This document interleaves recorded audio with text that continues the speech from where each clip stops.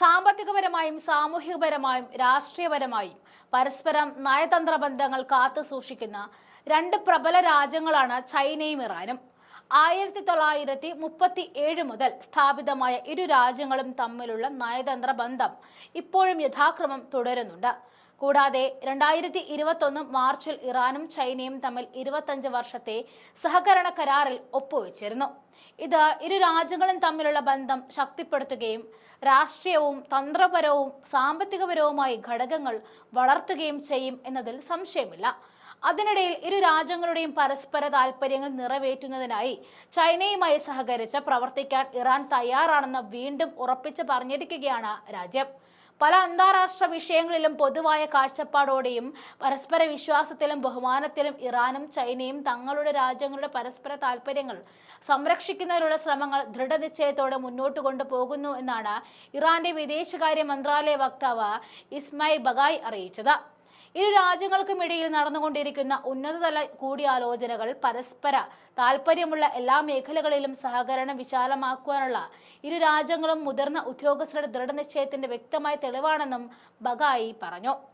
1979 ഇറാന്റെ ഇസ്ലാമിക വിപ്ലവത്തിന്റെ വിജയത്തിന് ശേഷം കടന്നുപോയ ദശകങ്ങളിലുടനീളം പ്രത്യേകിച്ച് ചൈന ഇറാനിയൻ ബന്ധങ്ങളുടെ നിലനിൽക്കുന്ന സ്വഭാവത്തെയും അദ്ദേഹം കൂടുതൽ എടുത്തു പറഞ്ഞു. ഇറാനും ചൈനയും തമ്മിലുള്ള ബന്ധം ചരിത്രപരമായ ഒന്നാണ്. കഴിഞ്ഞ 5 പതിറ്റാണ്ടുകളായി അത് സ്ഥിരമായി വികസിപ്പിച്ചെടുത്തിട്ടുണ്ട്. കഴിഞ്ഞ വർഷം അവസാനം അറാങ്ചി ചൈന സന്ദർശിച്ചിരുന്നു. ഡിസംബർ 27 ചൈനീസ് തലസ്ഥാനത്തെത്തിയപ്പോൾ ഏഷ്യൻ പവർ ഹൗസിന്റെ ഔദ്യോഗിക പത്രമായ പീപ്പിൾസ് ഡെയിലി അദ്ദേഹം ഒരു ലേഖനം പ്രസിദ്ധീകരിച്ചു. അതിൽ ഉഭയകക്ഷി ബന്ധങ്ങളുടെ വാഗ്ദാനപരമായ സ്വഭാവത്തെക്കുറിച്ച് അദ്ദേഹം എടുത്തു പറഞ്ഞിരുന്നു. തന്റെ ചൈന സന്ദർശനം ബന്ധങ്ങളുടെ സുവർണ അർത്ഥശതാബ്ദി യുടെ തുടക്കമാണ് എന്ന് പറഞ്ഞ ഉന്നത നയതന്ത്രജ്ഞർ വരാനിരിക്കുന്ന 5 ദശകങ്ങളിൽ ഉഭയകക്ഷി സഹകരണം കൂടുതൽ മെച്ചപ്പെടുത്തുന്നതിനുള്ള ശ്രമങ്ങൾ ഉൾപ്പെടുത്തുമെന്നും പറഞ്ഞിരുന്നു. ഇരു രാജ്യങ്ങളും ബാഹ്യ പങ്കാളികൾ ഏർപ്പെടുത്തിയ, പ്രത്യേകിച്ച് അമേരിക്ക ഏർപ്പെടുത്തിയ നിയമവിരുദ്ധവും ഏകപക്ഷീയമായ ഉപരോധങ്ങൾ നേരിട്ടിട്ടുണ്ട്. പക്ഷെ അമേരിക്കയുടെ ആ കളികളൊന്നും ഇരു കൂട്ടർക്കും കാര്യമായി എടുത്തില്ല എന്ന് മാത്രമല്ല, അതിനുശേഷമുള്ള ഇവരുടെ സഹകരണം വർദ്ധിക്കുകയാണ് ഉണ്ടായത്. അതിൽ അതൃപ്തരായ അമേരിക്ക പലവട്ടം ഈ ബന്ധത്തിൽ ഇടംകോലിടാൻ ശ്രമിച്ചിരുന്നെങ്കിലും ഒന്നും കാര്യമായി ഏശിയിരുന്നില്ല.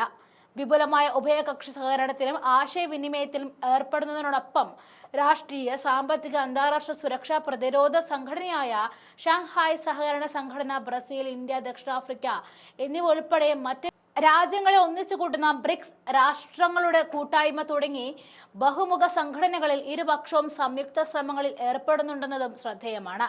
അന്താരാഷ്ട്ര നിയമം ഉയർത്തിപ്പിടിക്കുന്നതിനും ഭീകരതയെ ചെറുക്കുന്നതിനും പശ്ചിമേഷ്യൻ മേഖലയിൽ സ്ഥിരത പ്രോത്സാഹിപ്പിക്കുന്നതിനും ഇരു രാജ്യങ്ങളും പങ്കിട്ട പ്രതിബദ്ധതയും നയതന്ത്രജ്ഞർ എടുത്തു പറഞ്ഞു. ഇറാന്റെ ഏറ്റവും വലിയ വാണിജ്യ പങ്കാളി എന്ന നിലയിൽ ഉപരോധങ്ങൾക്കിടയിലും ചൈന ഇറാനിൽ നിന്നും ഗണ്യമായ അളവിൽ എണ്ണ വാങ്ങിയിരുന്നു.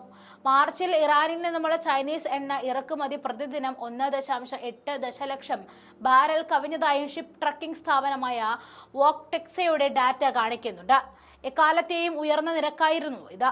ഫെബ്രുവരി അപേക്ഷിച്ച് മാർച്ചിൽ ചൈനയുടെ സ്വതന്ത്ര ശുചീകരണ കേന്ദ്രമായ ഷാങ്ഡോങ് പ്രവിശ്യയിലെ മൊത്തം കടൽത്തീര ഇൻവെന്ററി 22 ദശലക്ഷം ബാരൽ വർദ്ധിച്ചിരുന്നു. ഇത് ഇറാനിയൻ വരവിന്റെ ഫലമാണെന്നാണ് വോക്ടെക്സ പറയുന്നത്.